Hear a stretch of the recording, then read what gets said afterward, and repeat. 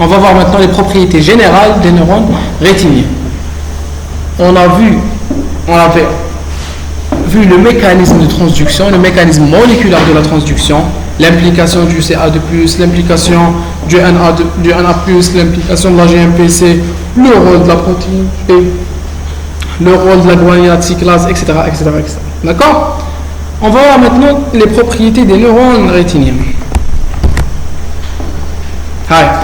La notion de champ récepteur, le champ récepteur rétinien. Lorsqu'on enregistre des potentiels d'action d'une cellule ganglionnaire, on a la seule cellule qui est capable de donner des potentiels d'action, c'est la cellule ganglionnaire. On peut, en utilisant des stimuli adéquats, délimiter la surface rétinienne à partir de laquelle les influences facilitatrices ou inhibitrices s'exercent sur cette cellule. Quelle cellule? C'est la cellule ganglionnaire. Donc la cellule ganglionnaire peut recevoir les messages de plusieurs cellules. Cette surface est appelée le champ récepteur du neurone. On va définir le champ récepteur, c'est quoi? Le champ récepteur d'une cellule visuelle se définit comme la surface de la rétine dont l'éclairement produit une modification du potentiel membranaire de ce neurone, qu'il soit dans la rétine, dans un noyau de relais visuel ou dans le centre cortical. N'importe quel neurone situé après la couche réceptrice. D'accord? Je prends ce neurone, je prends la rétine. Je commence à stimuler les rétines en des points. Tous les points de la rétine qui stimulent ce neurone appartiennent au champ récepteur. Donc c'est quoi le champ récepteur? C'est l'ensemble de la surface rétinienne dont la stimulation stimule ce neurone. Ou le neurone peut être une cellule ganglionnaire, il peut être une cellule située en avant, il peut être une cellule située en arrière. Donc même les cellules en camp, au niveau de la cellule ganglionnaire, il y aura une sommation.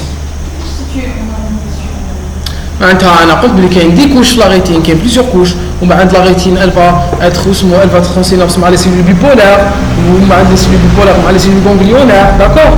Donc je peux prendre la cellule bipolaire, elle a son champ récepteur. La cellule ganglionnaire, elle a son champ récepteur. C'est quoi le champ récepteur d'une cellule ganglionnaire? C'est la surface ou l'ensemble des cellules, des photorécepteurs ou la cellule en bâtonnet, dont la stimulation induit une stimulation de cette cellule ganglionnaire. D'accord? C'est ça le champ récepteur.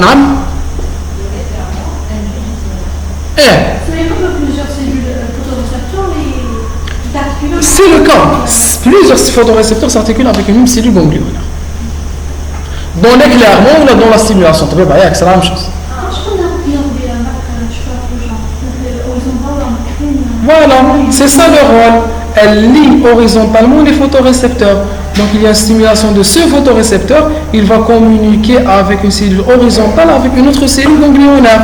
Donc la cellule ganglionnaire peut collecter plusieurs photorécepteurs via ces cellules horizontales. D'accord? C'est très bien ce que vous venez de mentionner. Donc c'est les cellules horizontales, les cellules amacrines qui permettent cette sommation, qui permettent de rassembler plusieurs photorécepteurs dans une même cellule ganglionnaire. Les champs récepteurs au niveau de la rétine, constitués par plusieurs photorécepteurs, qui ensuite se lient aux cellules horizontales, bipolaires, puis ganglionnaires. Les champs récepteurs rétiniens présentent un certain nombre de propriétés. On a vu ce que c'était qu'un champ récepteur. Le champ récepteur, il a plusieurs propriétés. Caractères différents du système somatosensitif. Ils sont arrondis, concentriques. Un champ récepteur, la disposition des photorécepteurs, elle va être arrondie. C'est une surface arrondie. Mais chez carré, mais chez triangulaire, elle sera arrondie. Elle va former un cercle, un disque. Il compose deux régions distinctes, un centre et une périphérie. Donc le champ récepteur est constitué d'un centre et d'une périphérie. Il fonctionne de manière antagoniste. Le centre et la périphérie agissent de manière antagoniste. Leur réponse est soit une dépolarisation,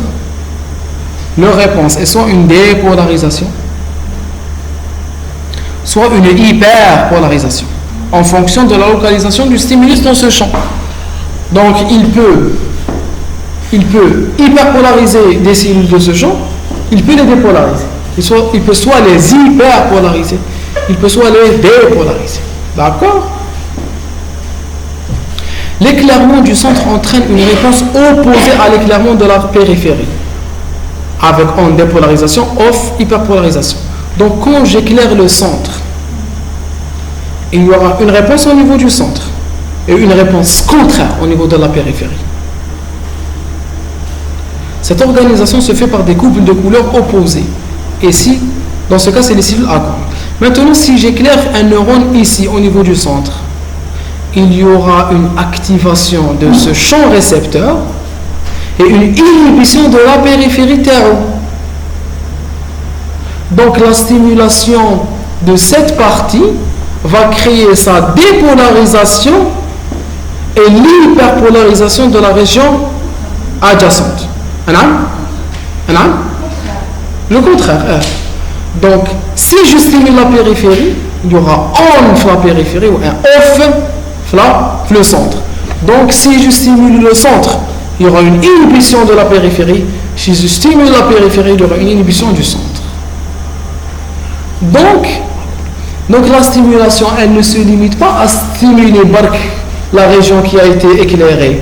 Elle stimule la région éclairée et inhibe la partie périphérique. Pourquoi? Pour donner du contraste. Maintenant, je veux dessiner. Je crée un dessin. Je vais dessiner un papillon. Allez. Je vais vous dessiner un papillon, vous montrer combien je sais dessiner. D'accord? Je prends le papillon, je commence à le dessiner.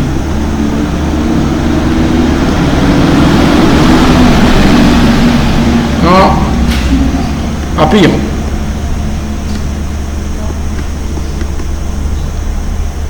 D'accord? Papillon معوق مسكين.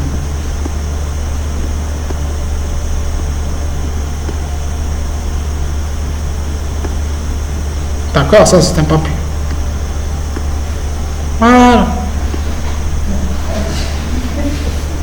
Enfin, un peu de respect, je sais dessiner. C'est un papillon. Alors,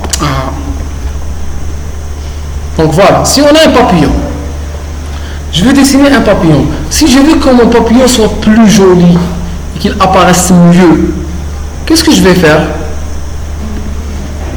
Je vais créer un contraste. Je vais essayer de enfoncer ou là, rendre plus foncé. Je vais enfoncer les limites. Donc je vais le redessiner en plus foncé.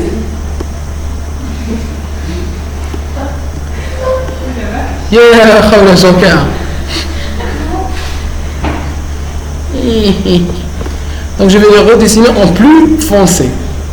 Et comme ça, il va mieux apparaître et il va être plus visible. Donc, mon papillon, pour le rendre visible, qu'est-ce que je vais faire? Je vais créer une différence de couleur entre ces deux parties. La partie qui le constitue et la partie qui en est extrinsèque. D'accord? Il sera plus clair comme ça. C'est vrai ou pas? Donc pour donner un aspect qui est plus flagrant, qui est plus important à une couleur, je dois non seulement activer cette couleur, et aussi inhiber les parties périphériques. Maintenant, je vais inhiber toutes les périphéries pour donner une précision à celle que je suis en train de stimuler.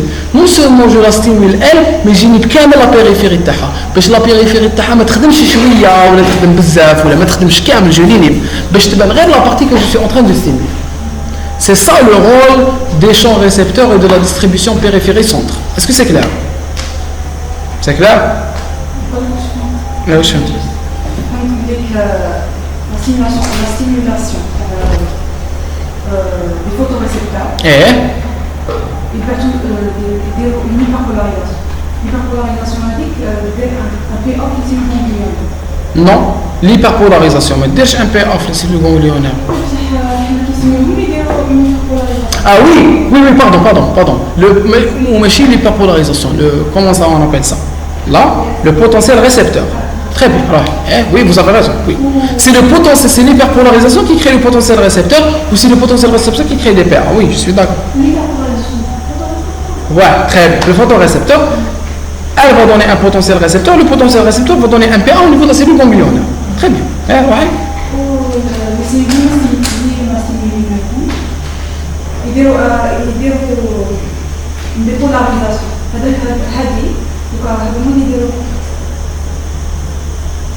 Oui, c'est un peu ça, oui.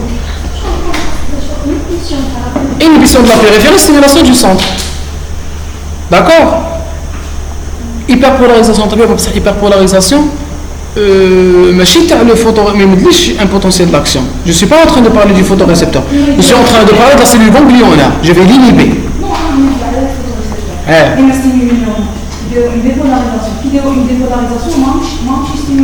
Oui, l'essentiel c'est que oui, c'est ça l'inhibition, oui. Très bien. Donc la réponse est soit une dépolarisation, une hyperpolarisation en fonction de la localisation du stimulus dans ce champ. L'éclairement du centre entraîne une réponse opposée à l'éclairement de la périphérie, ou en dépolarisation, ou en hyperpolarisation. Cette organisation se fait par des couples de couleurs opposées. Donc ici c'est les cellules à cône, verte et rouge. Cette organisation fonctionnelle des champs récepteurs est due essentiellement aux relations latérales. C'est quoi les relations latérales? Les relations latérales sont des relations assurées par les cellules horizontales. Les relations latérales. Chauffons. Flux latéral de l'information. Flux latéral de l'information. Le flux latéral, il est réalisé par les cellules horizontales. Le flux latéral, il est réalisé par les cellules amacrines. C'est les cellules horizontales, les cellules amacrines, les cellules horizontales, qui permettent la communication entre les différentes parties de la rétine. Et qui donnent une surface, justement.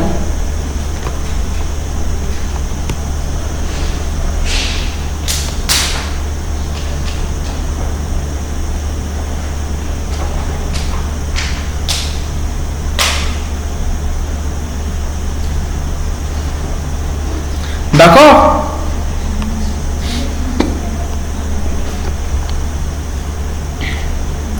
Cette réaction antagoniste du centre et de la périphérie du son récepteur accroît le contraste de luminance. Donc elle va accroître le contraste, la différence entre une zone et une autre zone. Du stimulus qui améliore la perception du couleur. Donc on a qui chauffe le vert, non seulement je stimule le vert, mais j'inhibe toutes les autres couleurs qui sont de la périphérie terre. Donc là, on a vu la vision des couleurs. Je vais mesurer les PA de la cellule ganglionnaire. Là, j'ai une inhibition, et là, j'ai une stimulation. D'accord? Donc là, j'ai une stimulation, et là, j'ai une inhibition. Quand j'ai une stimulation de la périphérie, j'ai une inhibition du centre. Quand j'ai une inhibition de la périphérie, j'ai une stimulation du centre. L'antagonisme spectral. Réponse opposée à la stimulation. Quand le centre et la périphérie sont de compositions spectrales différentes, c'est-à-dire de couleurs différentes. Pour illustrer la notion de champ récepteur antagoniste, nous prenons comme exemple une cellule ganglionnaire ON. Elle reçoit une information directe de son cône sous-jacent quand il est stimulé. Sa réponse est de type ON. Quand il est stimulé, sa réponse à elle se dépolarise elle-même.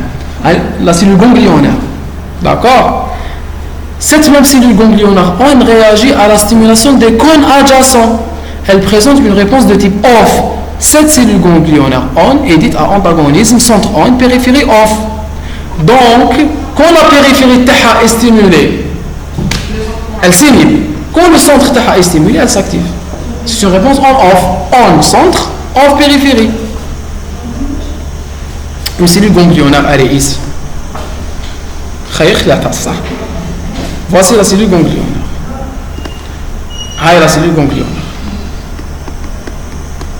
Elle est liée à sa cellule en cône et à d'autres cellules en cône.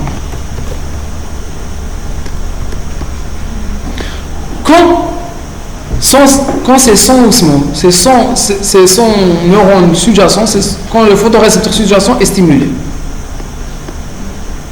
Elle est elle est stimulée. Quand c'est la périphérie qui est stimulée, la périphérie via les cellules amacrines ou affichons, ils vont l'inhiber. Donc la stimulation de la périphérie va induire une inhibition du centre, ou la stimulation du centre va induire une inhibition de la périphérie. D'accord? Quand c'est les cellules périphériques qui ont stimulé, ils vont inhiber cette cellule ganglionnaire. Quand c'est son centre qui est stimulé, elle est stimulée. Allez, on continue.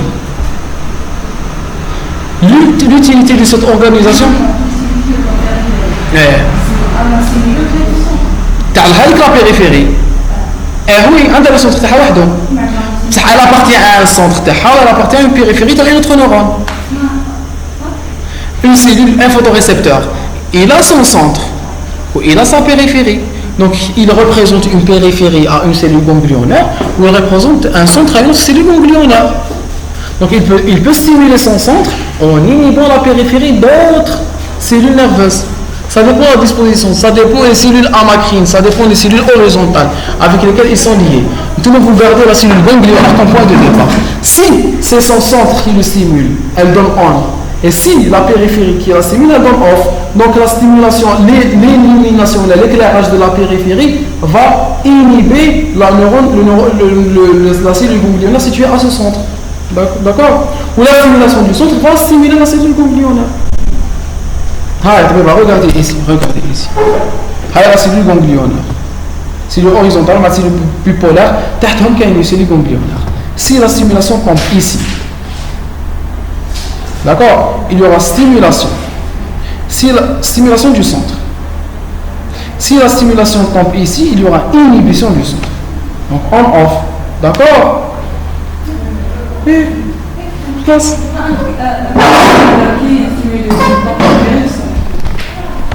Quand je stimule la périphérie et le centre, on cherche دائما هاد la cellule ganglionnaire. Le centre تاعها il va envoyer une réponse on.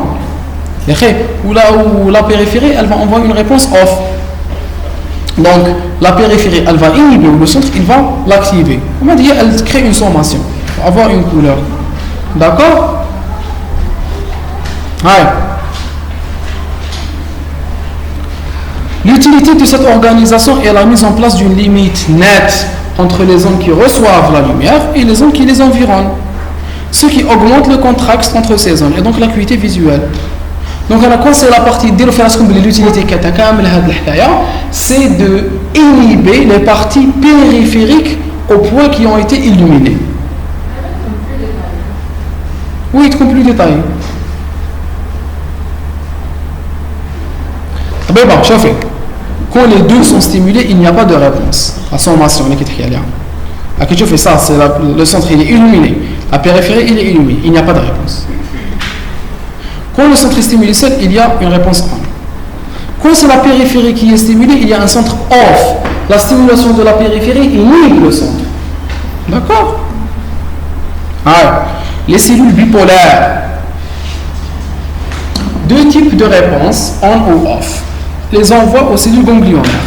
En pratique, si le centre et le pourtour sont éclairés simultanément, il n'y a pas d'information transmise par les cellules bipolaires, alors qu'une information est transmise si seul le centre est éclairé. Les cellules bipolaires la cellule bipolaire intègre donc l'activité sur une surface plus étendue que celle du champ récepteur, des photorécepteurs dont elle reçoit l'information, et mesure ainsi le contraste entre le centre et le pourtour de son champ récepteur.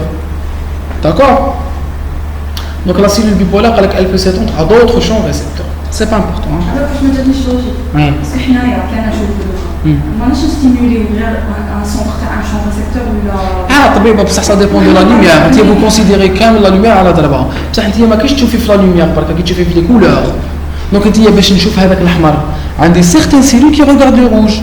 Donc je dois les stimuler ou inhiber ceux qui regardent en périphérie. Tout le monde vous considère que tu ne vois plus ces couleurs. Non. Pour voir une couleur, pour voir que cette personne-là, elle porte un khimar gris et un hijab noir. Je dois avoir des photorécepteurs qui sont différents de part et d'autre. Donc elle peut regarder le noir, je dois inhiber ce qu'il y a devant sa périphérie. Il faut considérer les couleurs, pas la lumière. D'accord? Quand les cellules bipolaires intègrent l'activité sur une surface plus étendue que celle du champ récepteur des photorécepteurs dont elle reçoit l'information. Elle mesure ainsi le contraste entre le centre et le pourtour de son champ récepteur.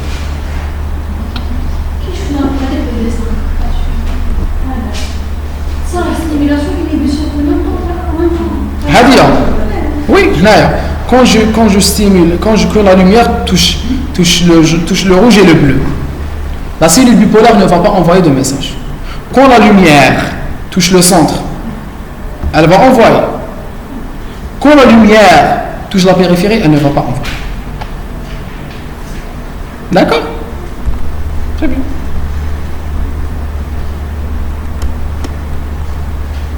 Les cellules ganglionnaires. Seules les cellules ganglionnaires produisent des potentiels d'action propagés, on le sait.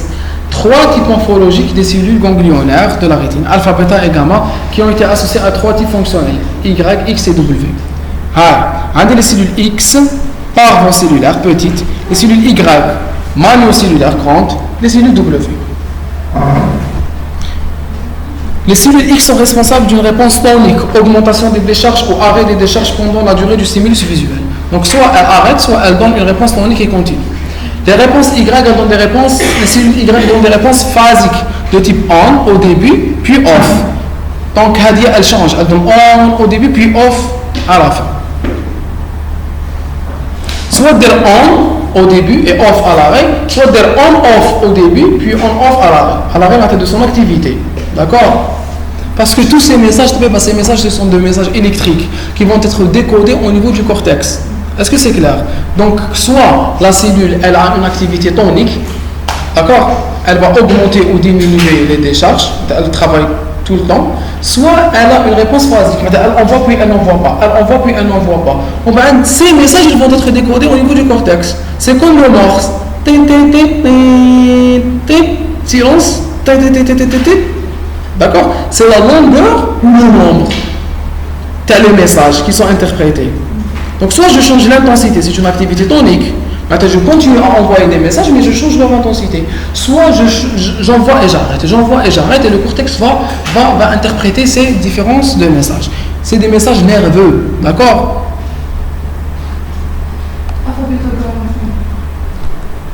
C'est le ganglionnaire. Le rôle, ceux qui ont un rôle tonique, ce n'est pas la peine de les retenir. Bon, je ne sais pas qu'il y a une activité tonique et une activité phasique. Mais ça, c'est un moyen de chiffrer l'information électrique pour pouvoir ensuite la déchiffrer au niveau des centres. D'accord? Elle a bien on-off, au début, off à la fin, on-off au début, on-off à la fin. Vous n'avez pas à interpréter où je mets on-off, où je mets on-off. D'accord? C'est le cortex qui va interpréter ces messages. Le rôle joue un rôle dans l'acuité visuelle et l'analyse des couleurs grâce à la petite taille des champs récepteurs. Les cellules M sont impliquées dans la variation de la luminosité et le déplacement des stimulus lumineux grâce à leur vitesse de conduction. Parce qu'elles sont phasiques, donc elles peuvent envoyer, arrêter. Donc elles peuvent étudier le déplacement de la lumière. D'accord? Les cellules W contrôlent les mouvements oculaires extrinsèques, autre que le réflexe photomoteur et le complexe et la commandation visuelle, ça c'est pas important. La projection, elles vont envoyer au niveau du centre, corps genouillé latéral pour les cellules X, puis aire visuelle primaire, en bas, kiff. Et je aller les corps genouillé latéral, puis aire visuelle associative, R17 de Brodmann, R18 de Brodmann. En bas, elles vont envoyer vers le tubercule antérieur, tubercule quadrijumeau antérieur, puis être dans l'aire visuelle V3, dans l'aire 19. Donc, au niveau du cerveau, la première va envoyer vers l'aire 17, vers l'aire 18 ou même vers l'aire 19. D'accord? La première envoie vers l'aire 17, même vers l'aire 18 ou même vers l'aire 19. Oui, c'est rien. Une a une activité tonique, une activité phasique. Celle qui a une activité tonique, elle est impliquée dans l'acuité et les couleurs. Celle qui a une activité phasique, elle est impliquée dans le déplacement de la lumière. D'accord? Celle qui a les cellules W, elles ne sont ni toniques ni phasiques, elles sont impliquées dans les mouvements des globes oculaires. D'accord? Parce qu'il faut savoir que les mouvements des globes réagissent avec ce qu'on voit. On a qu'une derrière. Est-ce que vous savez que quand vous faites ça, quand vous tournez le visage, le globe oculaire il bouge pour essayer d'accommoder l'image. Donc il y a des récepteurs visuels à ce changement de variation, au mouvement des globes oculaires. D'accord? Donc c'est les cellules W. En bas, la première et la deuxième passent par le corps genouillé latéral, la troisième passe par les tubercules quadrijumeaux, la première se termine au niveau de l'aire 17 de Brodmann, la deuxième au niveau de l'aire 18, la troisième au niveau de l'aire 19. C'est bon. Facile. D'accord? Allez, on continue. 3 types de cellules ganglionnaires, la cellule M, la cellule P et la cellule W. La cellule M, ce sont des grandes cellules en périphérie, réponse phasique, le centre récepteur est large, le champ récepteur est large, sensibilité au mouvement, où la vision est peu précise. D'accord? Et bien, vous ne voyez pas avec précision moi-même, mais vous pouvez suivre les mouvements. Cellule P, très nombreuse, rétine fovéale, taille moyenne, réponse phasique et tonique, le champ récepteur est de petite taille, elles sont antagonistes, bien marquées, donc on a un centre périphérie, l'antagonisme, la vision des couleurs est haute résolution spatiale. Les cellules W ont un rôle de coordination des mouvements yeux-tête, voilà, vous bougez la tête, hop, les yeux vont bouger aussi, c'est les mouvements oculocéphalogiques qui sont responsables de mouvoir les yeux suite à un mouvement de la tête. D'accord? Réponse des neurones ganglionnaires, elle peut être tonique ou bien phasique. Les P, pavot, les réponses peuvent être phasiques de type on, PA au début du stimulus lumineux, off à l'arrêt du stimulus, ou on-off, début à l'arrêt. Chauffe ou on-off. Hadia on, réponse on, elle donne des potentiels d'action au début. Réponse off, elle donne des potentiels d'action à l'arrêt. Réponse on-off, elle donne des stimulus au début et à l'arrêt. Les cellules ganglionnaires de type tonique, elles envoient tout le temps. Elle n'a pas de stimulation. Dès que la stimulation commence, elle commence à envoyer des messages. C'est l'inverse. Il y a un stimulus nerveux, elle envoie tant qu'il n'y a pas de stimulus. Dès qu'il y a le stimulus, elle arrête d'envoyer. Dès qu'il disparaît, elle réenvoie encore. Plusieurs bâtonnets convergent via les cellules bipolaires et les cellules amacrines vers une seule cellule ganglionnaire, ce qui explique d'une part l'étendue du champ visuel des cellules ganglionnaires périphériques. Donc la cellule ganglionnaire a un champ récepteur très étendu parce que les cellules amacrines et les cellules bipolaires vont lui rassembler les photorécepteurs.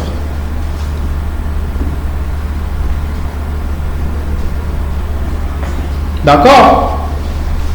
Conduisant une vision peu précise, voilà, parce que je vais mélanger plein de photorécepteurs, plus que les effets s'additionnent, il y aura une compression d'informations, info traitées de façon collective au niveau du cerveau, et donc une perte des données. Plus j'additionne les informations de photorécepteurs, moins j'aurai de précision. Plus j'additionne, plus j'ai une vision floue. Floue parce que je suis en train d'additionner les informations au niveau d'une même cellule ganglionnaire. Ainsi, la vision au niveau des bâtonnets sera floue, mais correspondra à une grande partie du champ visuel. Elle est bien, quand je vous regarde, maintenant je vous regarde vous. Vous, je vous regarde avec précision, mais à la périphérie, je le regarde en flou. Parce que mes yeux, c'est la rétine périphérique qui est occupée du regard de ce qui est en périphérie. Et la rétine périphérique contient surtout des cellules en bâtonnets. Et les cellules en bâtonnets vont être additionnées par les cellules amacrines et les cellules bipolaires vers des cellules ganglionnaires. Donc la cellule ganglionnaire va les additionner, en les additionnant, elle va compacter l'information et donc la vision sera floue. D'accord? Oui. Elle est tonique? Elle est tonique ou la tonique phasique? Vous regardez qu'elle est tonique, ça, on a cité qu'elle est tonique et phasique dans une partie, mais ça si on vous demande qu'elle est tonique. D'accord? On a dit qu'elle est tonique et phasique, maintenant elle est tonique. Mais vous regardez qu'elle est tonique.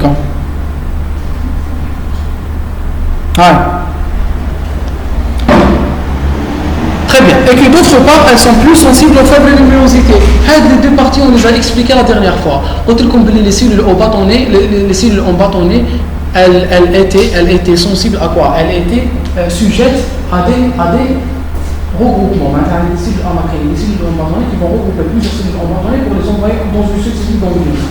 Donc le fait que je stimule une cellule en bâtonnet ou une autre cellule en bâtonnet, les deux vont stimuler la même cellule ganglionnaire. Donc cela va avoir deux résultats. La diminution de la précision et l'augmentation de la sensibilité. Donc le fait que je stimule Hadia, là je stimule Hadia, il y aura stimulation de la même cellule ganglionnaire. Donc j'aurai une sensibilité élevée. Augmentation de la sensibilité, diminution de la précision. Au contraire, au niveau de la fovea, chaque cône est connecté à une seule cellule ganglionnaire. Un cône, une cellule ganglionnaire. Un cône, une cellule ganglionnaire. Un cône, une cellule ganglionnaire via une seule cellule bipolaire. Le champ visuel de cette cellule ganglionnaire est donc celui du cône, ce qui explique leur plus grande précision et leur plus faible sensibilité. D'accord? Parce que je dois le stimuler lui-même pour avoir une dépolarisation de la cellule ganglionnaire. Donc la sensibilité est faible et le seuil est élevé. Ainsi, l'information sera plus précise au niveau du cerveau et on aura une image plus nette, plus détaillée, mais d'une partie beaucoup plus petite du champ visuel. C'est les parties les plus centrales. On continue. On a terminé avec les photorécepteurs, on a terminé avec les cellules ganglionnaires, on va voir les cellules amacrines. Elles sont responsables du compactage, elles font converger les informations issues de nombreux bâtonnets vers une cellule ganglionnaire. Les cellules horizontales, elles servent à augmenter le contraste et participent au premier déchiffrage des informations du champ récepteur. Les cellules horizontales ont un rôle important dans le traitement rétinien de l'information. Elles sont excitées par les photorécepteurs qui sont au-dessus d'elles et elles inhibent les cellules bipolaires des photorécepteurs entourant le photorécepteur éclairé. Elles génèrent donc une inhibition latérale grossièrement concentrique qui augmente le contraste entre la zone éclairée et la zone qui l'entoure. Donc qu'est-ce qu'elle fait, la cellule hadia horizontale? La cellule horizontale, qu'est-ce qu'elle fait? C'est ça la cellule horizontale. Lorsqu'elle reçoit un message de son centre, du photorécepteur qui est au-dessus d'elle, elle va non seulement stimuler, envoyer le message vers les cellules amacrines, etc., vers la cellule bipolaire, d'accord? Vers la cellule bipolaire, pardon. Mais aussi, elle va envoyer des prolongements pour inhiber la périphérie. C'est ça le on-off, vous vous concentrez. Je stimule cette cellule. Je stimule cette partie, ces bâtons. D'accord? Ils ont une cellule horizontale. La cellule horizontale, qu'est-ce qu'elle va faire? Elle va transmettre la stimulation et elle va aussi inhiber les autres cellules en périphérie pour les envoyer de stimuler leurs cellules horizontales. Donc elle va les inhiber. En les inhibant, elle va augmenter le contraste. Est-ce que c'est clair? Comment ça se passe? Les cellules horizontales sont situées au-dessous de leurs cellules en bâtonnet. Lorsqu'une cellule en bâtonnet est éclairée, qu'est-ce qu'elle va faire? Elle va envoyer un message vers la cellule horizontale. La cellule horizontale va transmettre le message nerveux vers la cellule bipolaire. Mais aussi, elle va inhiber les cellules en bâtonnet avoisinantes. En inhibant, elle ne va pas inhiber directement les cellules en bâtonnet. Elle va inhiber les cellules horizontales des autres cellules en bâtonnet. Donc, elle va empêcher les parties qui ont été illuminées en périphérie d'envoyer leur message. Pourquoi? Pour augmenter le contraste entre la partie illuminée et la partie non illuminée. Est-ce que c'est clair? Donc elle est activée, elle inhibe tout ce qui est en périphérie. D'accord? Inhibe la périphérie pour augmenter le contraste. La partie qui a été en contact avec la lumière, tu bats la lumière, tu bats le message. Est-ce que c'est clair? Donc qu'est-ce qu'elles vont faire? Elles sont excitées par les photorécepteurs qui sont au-dessus d'elles. Elles inhibent les cellules bipolaires. Elles inhibent les cellules bipolaires des photorécepteurs les entourant. Elles génèrent donc une inhibition latérale. Donc, la cellule horizontale, elle active sa cellule bipolaire et inhibe les autres cellules bipolaires des photorécepteurs latéraux. Ce qui augmente le contraste entre la zone éclairée et la zone sombre qui l'entoure. Donc j'ai une voie directe, les photorécepteurs aux cellules ganglionnaires. Cette voie assure la transmission dite verticale. C'est quoi la voie directe? C'est cellule. Le photorécepteur, la cellule horizontale, la cellule bipolaire. Je peux ne pas considérer la cellule bipolaire horizontale. Elle ne va faire que transmettre. La cellule bipolaire, la cellule ganglionnaire. Très bien. La voie indirecte, c'est les cellules horizontales et amacrines. Cette voie assure la transmission horizontale. Je vais soit stimuler, soit inhiber les cellules latéralement. Très bien, elle joue un rôle important dans le pré-traitement de l'information visuelle dès le niveau rétinien. On va voir la projection visuelle centrale après la pause.